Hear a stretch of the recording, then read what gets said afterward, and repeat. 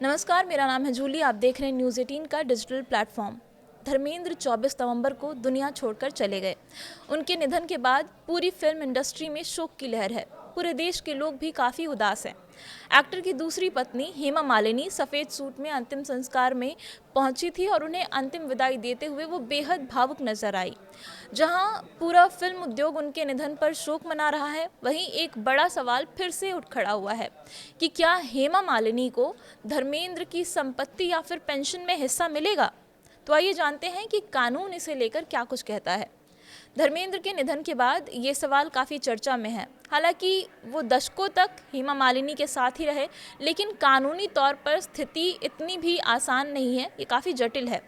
धर्मेंद्र ने 1954 में अपनी पहली पत्नी प्रकाश कौर से शादी की थी।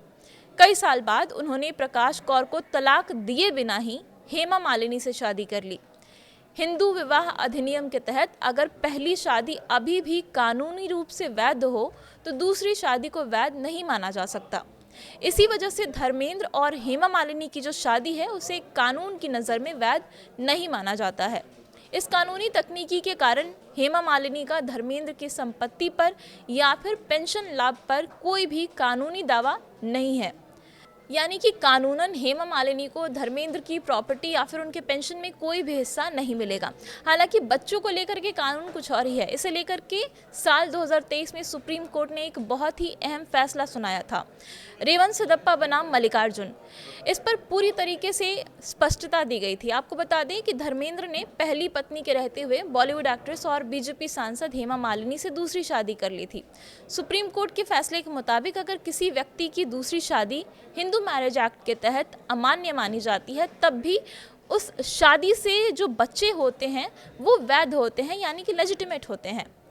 एचएमए की धारा 16(1) के तहत ऐसे बच्चों को अपने माता पिता की संपत्ति पर पूरा हक मिलेगा, चाहे शादी वैध हो या फिर अवैध।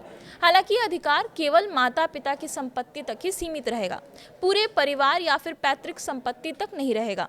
सुप्रीम कोर्ट ने साफ कहा है कि ऐसी स्थिति में दूसरी शादी से हुए बच्चे अपने पिता की संपत्ति में हिस्सेदारी के बराबर के हकदार होंगे।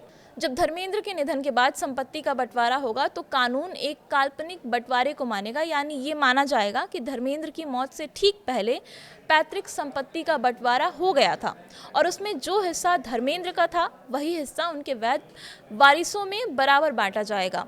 सुप्रीम कोर्ट के फैसले के आधार पर धर्मेंद्र की संपत्ति के हकदार एक्टर की पहली पत्नी प्रकाश कौर, पहली पत्नी से हुए 4 बच्चे यानी कि सनी देओल, बॉबी देओल, अजीता देओल और विजेता देओल होंगे। और इसके साथ ही दूसरी शादी से 2 बेटियां जो उनकी हैं, ईशा देओल और आहाना देओल, इन सभी को धर्मेंद्र की अपनी संपत्ति में बराबर का हिस्सा मिलेगा। कानूनी रूप से हेमा मालिनी को धर्मेंद्र की संपत्ति में कोई भी हिस्सा नहीं मिलेगा, क्योंकि उनकी शादी हिंदू मैरिज एक्ट के तहत वैध नहीं मानी जाती।